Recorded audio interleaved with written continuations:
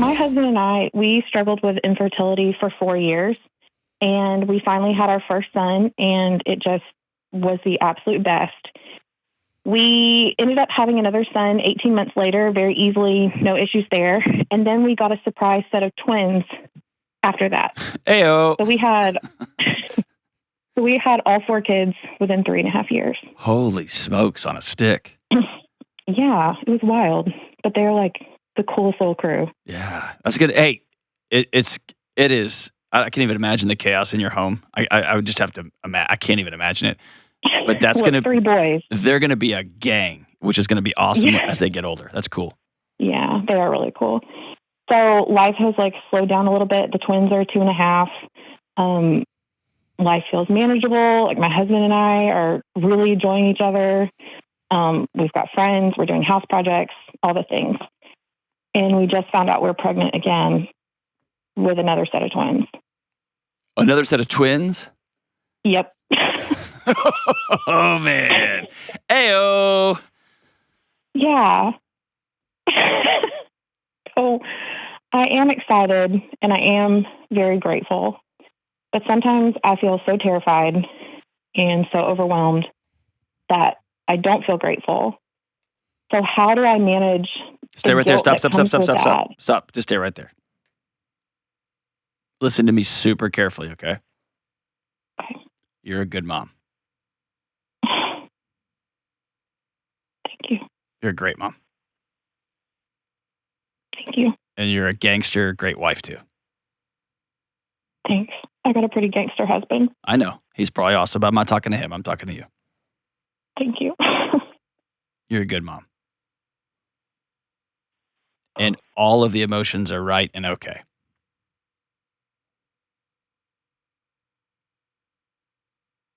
Because you're also pretty good at just talking about how great things are. You have 4 kids, 3 boys under, 6? Yep. Dude, you have 4 open blenders going at every minute of the day. They're pretty wild. Yes. And having twins wrecked you physically too, didn't it? Yes. I remember what the end of that pregnancy was like. And we didn't even make it full term. It's a human explosion. Yes. Yeah. And the thought of going through that again is you're right to your every feeling you have is right.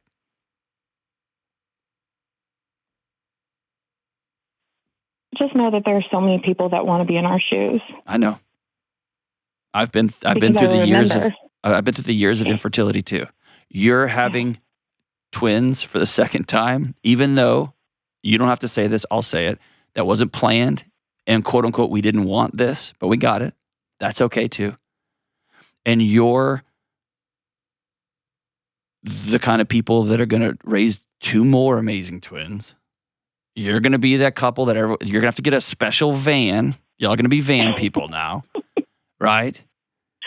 Yeah.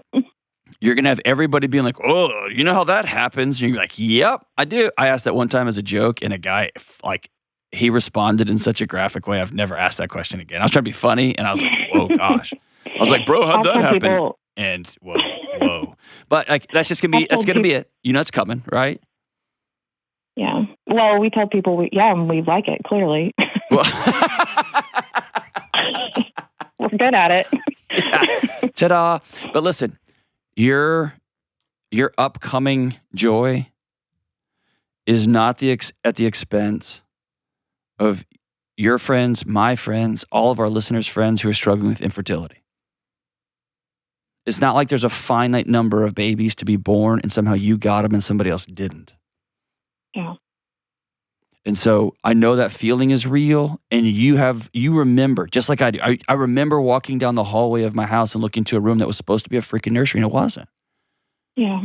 And I remember watching, it felt like every 17-year-old being like, oh my gosh, I don't know how this happened. And I'm like, I do know how it happened. And it felt like everybody was pregnant, and it wasn't happening for us. Yeah. I remember that emptiness, and that I get it, and those feelings were right too then, and it's right to go back to and remember that pain, but also, man, they're coming, right? And you and your husband Yeah. have stepped up to the plate. Y'all will again, and you'll have just more people in your gang, right? Yeah. It's just a lot. It's It's a lot of kids. listen. And we love them. Stop. No more qualifying. Yeah. You feel like you have to like put that tag on, like, but we like them, and I'm going to be a good mom, and my husband's great. You don't have to add that. Everyone can see you and know that. You get to say, I'll say it for you. You get to go, this sucks. I finally got my body back. Me and my husband are finally figuring out like how to squeeze in 9-minute, like, you want to right now? Because that's all the time you have with 4 kids under 6. Y'all are finally figuring it out, and now the whole thing is going to explode again. All right. It's okay to grieve what was at the same time celebrating what is. Yeah. All of it's okay. I just, it's also scary because I want to be everything, not everything. I want to meet all of their needs. And they only have one mom and they only have one dad. What needs do you think you're not going to be able to meet? I don't know. Like one of our sons, it seems like he just needs our time. And he just lights up when he gets even just a few minutes of one-on-one time. And so I'm scared I'm not going to be able to meet that. We even, like, I was telling Alex, he asked if we had financial concerns, and we do, but it's more like I have to be patient because we're not going to take out any debt. We drank the Ramsey Kool-Aid a long time ago. Mm-hmm. So we're going to build onto our house, but it's going to take time. Mm-hmm. So it's just a lot of things just feel up in the air. And I like things to be on paper so I can check them off. And with 6 kids, I don't think there's going to be a lot of things running smoothly for a little bit. Let me just clarify. There will be 0 things running smoothly. None. None. Yeah. None. And often the needs we project on our kids are the needs that we thought we needed or that we did need when we were kids. And so let your kids have their childhood. It's theirs. It's not a replay of yours. Yeah. And so if you constantly think or still thinking or still wishing, all I wanted was to be seen in my own house growing up. I just wanted my mom or my dad to cuddle up and watch a Bluey episode with me. And they were too busy doing X, Y, or Z, or I don't know your childhood at all. And I'm making some big leaps here, but most of the time the fears we have with our kids are the same fears we experienced. And so your kids aren't ever going to know those. They're going to have different ones. And I'll just say to you from the clenched fist right now, you're going to mess stuff up. And a house with 500 people in it like yours, your kids are going to wonder, what would it be like just for us to just be 2 of us? And I'll tell you, I have 2 kids, and my son regularly asks, Dad, why didn't we have 7? Mm. Right? So every kid is going to wonder what the other life was like, and that doesn't mean their needs aren't being met. You and your husband are going to give them a picture of 2 people who love each other. You and your husband are going to give them a picture of 2 parents with firm values, whether that's we're going to have a great marriage, we're not going to borrow money, we're going to go to church, we're not going to go to church. I don't know what y'all's values are, but you're going to give your kids that picture. You're going to give your kids food and water and a place to sleep, even if 3 of them have to share a room. Right. And so their needs are going to be met. What might not be met is the fantasy you had or the picture you painted in your mind because you're already projecting 30 years down the road about maybe we can have a twin wedding. That'd be so. It's not going to happen like that. But like you've already thought through all those things. And the real thing to grieve here is the picture of what you thought your life was going to look like. Yeah. Because otherwise you're going to try to shove these 2 new kids in that old picture and they're not going to fit. Right. And so if you can imagine just taking your arm to a table with like a big Monopoly board that you've mapped out. Here's how this is going to go. And just swiping it clean and looking at this awesome husband of yours and being like, well, we got to make new plans. By the way, the plans are going to be a disaster. They're not going to work, but it'd be you don't use like cocaine. You don't drink too much. You make plans. That's your drug. And that's great. Make plans, right? Just hold them really loosely. Yeah. And never forget you're a great mom. Thank you. And great moms are allowed to be like, oh my gosh, why did we do this? Right? Why couldn't have I had a headache that night? Why couldn't you? Right? I mean, like, it's okay to think those things. Yeah. What else? You still seem heavy. Ugh, that's not a thing to say to a mother pregnant with twins. I didn't mean it like that. No, you're good. I didn't mean it like that. You're good. No, you're good. I thought the table analogy was cool because my husband and I, we were sitting at dinner with our kids, and I said, this table's too small. And he said, so we'll build a bigger table. Oh, dude, you married well, man. What a great guy. He did. You would love him. He also hunts and fishes, and he's just steady Eddie. Like, he's the best. It's awesome. Awesome. And so you, can I tell you something? And I mean this, the internet people are going to, I don't care.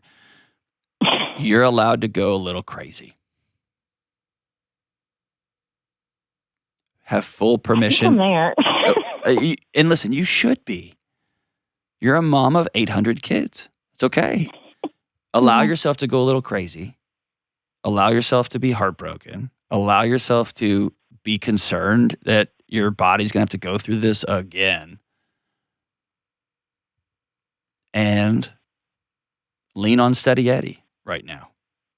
Yeah. That's why we do this together. Yes. We, all 4 of our kids required NICU time for various reasons. Mm-hmm. And with twins, it'll be just kind of par for the course. But I read your book, Building a Non-Anxious Life, which everybody should read, by the way. And thank you. Just free plug. Good commercial. Appreciate you. Yeah. But our twins came early, 10 weeks early, and they were in the NICU on ventilators, all that stuff. And I feel that fire alarm already going off. And yes, we're going to do some things to try to keep them in longer now that we know that this is a very real possibility. But it's like, it's coming. Like, I know it's coming. And so I feel it in my chest. And I know we'll get excellent care. I know all those things. But I know what it's like to spend all day with one child, to have to go to the NICU, and then you leave your children behind. Mm-hmm. You're always leaving kids behind. Yeah. And it's just, I know it's coming. So I just feel that like impending, it feels like doom. Yeah. It is doom.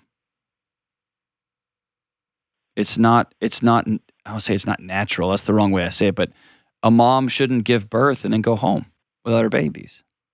Right. And thank God we live in a little sliver of history where we can do that. And there's trained professionals who can care for our babies in ways we can't. You know what I mean? So I would love for you to shift your language from we left them behind to we left them in care. Yeah. The best way we could love them today was this. And then go home and cry your eyes out that you're not holding your babies. That's right and good. What I don't want you to do here is go to war with your body, because your body's right. You would be weird if you were like, all right, 2 months in NICU and I couldn't move because the C-section was wild and because of this and because of this. All right, let's just saddle up. Like, your body, there would be something wrong with your alarm system if it wasn't going off again. Right. And so what I would tell you is don't fight it as much as put your fist in your chest and exhale when you're by yourself, journaling in the morning, and say, thank you for trying to take care of me. We've done this 4 times and we're going to do it again. And make all your crazy lists, over plan, and just hold them really loosely. And then if you want to, go ahead. Oh, I said no, we'll do that. And I read your book, and so I should know that I should be writing these things down. Don't say should. There's no should. You have 1,000 kids. You're just surviving, right? Like, I should. Right. It's more about like, hey, here's some tools. And what I would really love for you and your husband to do is to get away and say, and we're going to start doing marriage in 3-month chunks. Mm. We're not going to build a new marriage right now. We're going to plan for 3 months at a time. How can I love you in the next 3 months when I walk in and you're just sobbing? Husband, here's a roadmap for how you can best love me. When he comes home and he didn't make a sale this month, or the check is a little bit lower, or the insurance premiums go up, and he's just sitting there scrolling the night away, or he's just trying to spreadsheet after spreadsheet. Like, go ahead and talk about it now, how you can best love him in that moment. Right. And then in 3 months, we're going to do it again. And then hopefully 2 or 3 months, maybe you'll get 3 or 4 more weeks in the oven with these kids, and that'd be awesome. And if you don't, you've already been down that road before, and it sucked, and it worked out okay. So we're going to lean on that, our previous experience. Right. The word that keeps coming into my mind here that I think is the thing you have to lay down, you have to submit to, is control.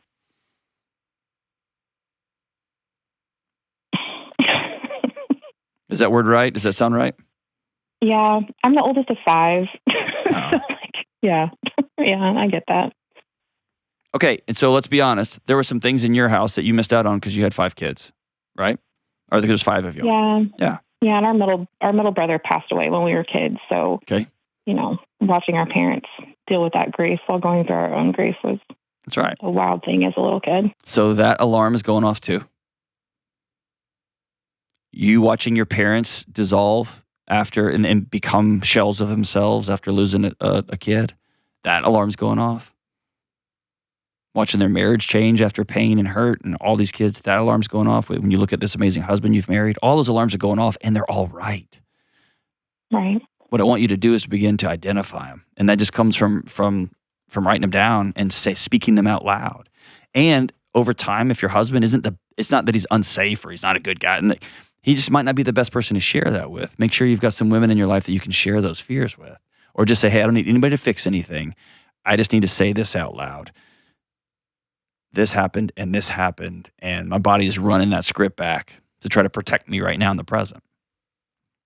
And I can't make my heart rate just suddenly go down, and I can't make my fears suddenly go away, but I want to put them on the table so that they're not in secrecy. They're not killing me from the inside out. But man, I'm happy to know you're my neighbor, Sarah. And I'm happy to know that you and your awesome husband are going to be raising 500 little kids and that it's going to be awesome. And I want you to never forget these words. You're a good mom. And good moms are allowed to be upset. Good moms are allowed to have bad days. Good moms are allowed to snap. Good moms are allowed to be a little bit crazy. Good wives are allowed to just unplug for a night because I can't, and that's what a good husband is for. All that stuff is right and good. The only thing that's going to hold you underwater a little bit too long is trying to hold on to a plan, try to control every variable in this pretty chaotic season of your life. But I absolutely wish you the best, Sarah. And when these babies are born, I hope you'll send us a card so we can celebrate them with you. And you're right down the street here one day. I'd like to see one of your buses pull up, your family vans pull up, and everybody pile out, and you can come visit us, and we'll celebrate you right here in the studio. It was an honor talking to you today, Sarah. The world's a better place because you and your husband are raising an amazing family in it.